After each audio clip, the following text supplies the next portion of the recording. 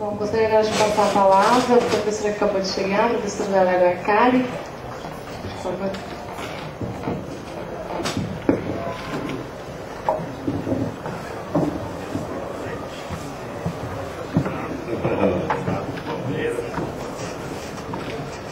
Tudo bem.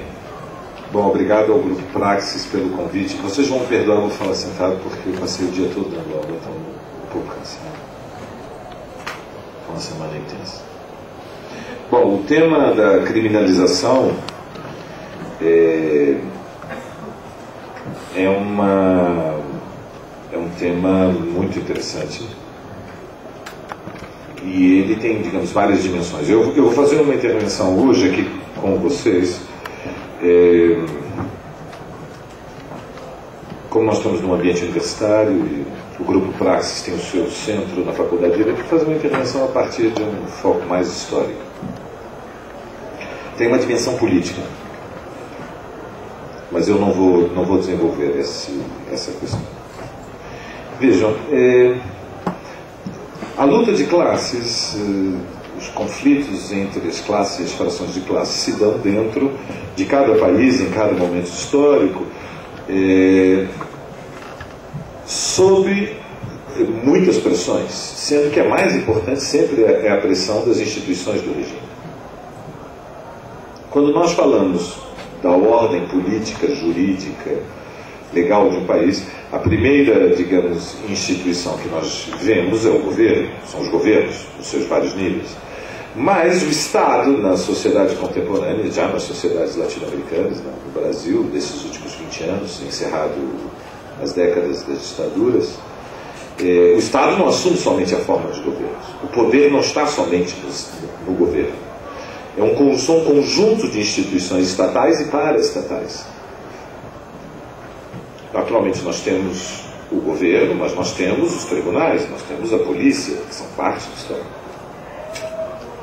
E nós temos o legislativo, mas nós temos também as organizações que são paraestatais.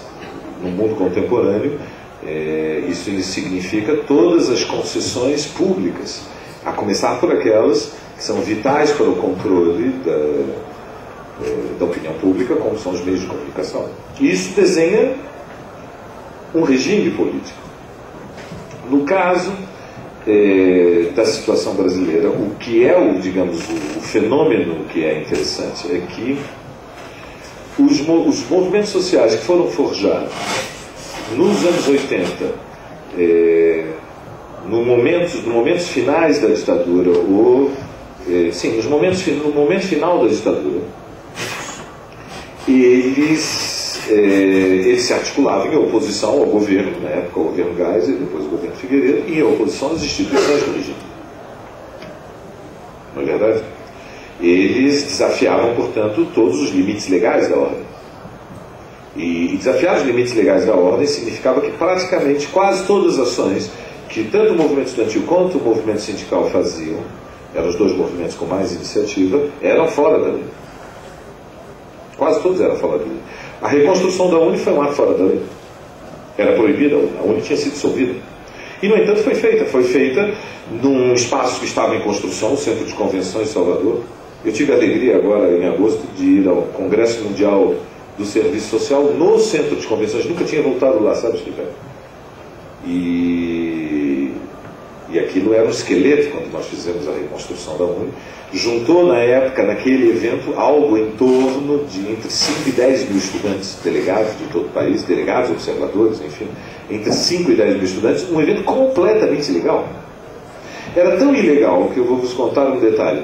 Eu falei, durante os dias que nós ficamos em Salvador, todos os dias, inúmeras vezes para a Europa, de graça. Porque nós tomamos os telefones e era tudo gratuito. Não sei se sabia, João Paulo. Era tão livre e era tão ilegal que os telefones eram gratuitos. Eu disse, já é gratuito, vou pôr a minha lista aqui em ordem. Falei com Paris, com Londres, com Lisboa, com Madrid. Falei com todo mundo na Europa. Todos os dias fazia reportagem por telefone do que estava acontecendo no Congresso da ONU. A partir, entretanto, de 84 a 85, com a queda do regime, ocorre um fenômeno que é muito interessante, que é que a maior parte dos movimentos sociais passam a ser oposição ao governo, mas não são mais oposição ao regime. Por exemplo, vocês não sabem, mas a UNE não está vivendo agora a relação, digamos, não é a primeira vez que a UNE tem uma relação muito estreita com o governo. A UNE, na segunda metade dos anos 80, teve uma relação estreita com o governo Sarney. Eu fui a um congresso da UNE onde tive a vergonha de ver na sessão de abertura o Marco Maciel na mesa. Foi em 1986, acho que 1986. O Marco Maciel, que já era uma figura sinistra em 1986, ninguém poderia imaginar que ele ia ficar mais assustador. Porque, como vocês sabem, depois do Tutankhamon, a única múmia que sugere alguma vida inteligente é o Marco Maciel. E cito o episódio da UNE, porque ele é bastante simbólico, mas não é o único. Por exemplo, no final dos anos 80, durante boa parte dos anos 80, mas no final dos anos 80 e início dos anos 90, foi construída uma central sindical no Brasil, que chama-se a Força Sindical, que foi construída a partir de Brasília, a partir do Ministério do Trabalho. Não é que ela não tinha independência em relação ao Estado, ela surge como um epifenômeno do Estado. Não é que ela surge numa relação de colaboração com o regime, ela é a central do regime. O regime constrói e impulsiona a formação de uma central sindical. E, portanto, nós temos aqui uma questão vital, que é a seguinte: se os movimentos sociais conseguem ou não sustentar, e em que condições sustentam, a sua independência em relação ao Estado. E a independência em relação ao Estado é a independência em relação ao governo e ao regime. E o problema é que ser independente em relação ao governo e ao regime, e em particular em relação ao regime, não ao governo. Não é difícil ser oposição aos governos. O problema é ser independente em relação ao regime político da dominação. Quase sempre significa viver numa situação semi-legal. O preço que você paga pela independência é a semi-legalidade. Por quê? Porque o objetivo do regime é absorver toda a oposição dentro do regime.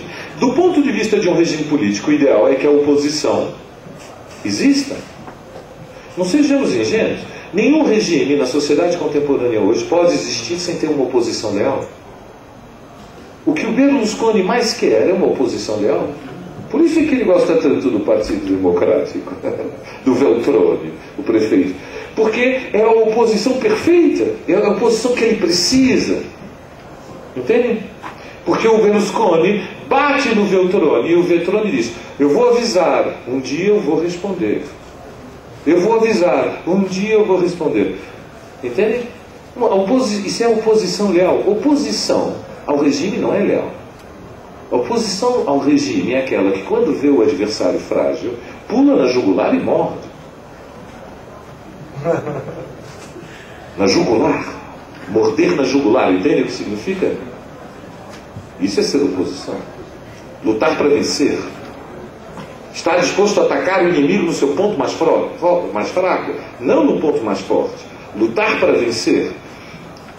Nós, quando fazíamos manifestações, a minha geração e a do Gibrim, quando fazíamos as manifestações no final dos anos 70 contra a ditadura, nós testávamos a cada ação qual era o limite legal da ação. Não fazíamos loucuras, evidentemente, porque senão a passeata acabava toda presa. Mas toda ação envolvia uma tensão de qual era o limite legal que nós íamos desafiar. Porque senão vira uma rotina em que a oposição faz um jogo que é a válvula de escape da preservação da ordem. Portanto, o tema da criminalização tem uma enorme importância. Por quê? Tem uma enorme importância porque não há como construir movimentos sociais independentes, operários, estudantis, de mulheres, de movimentos negros, de movimentos populares urbanos ou rurais, sem construir a independência, sem preservar como um bem preciosíssimo a independência. E a independência significa estar disposto a atuar além dos limites da ordem, para defender as suas reivindicações. Isso quase sempre significa desafiar, colocar-se numa situação que permite ser processado.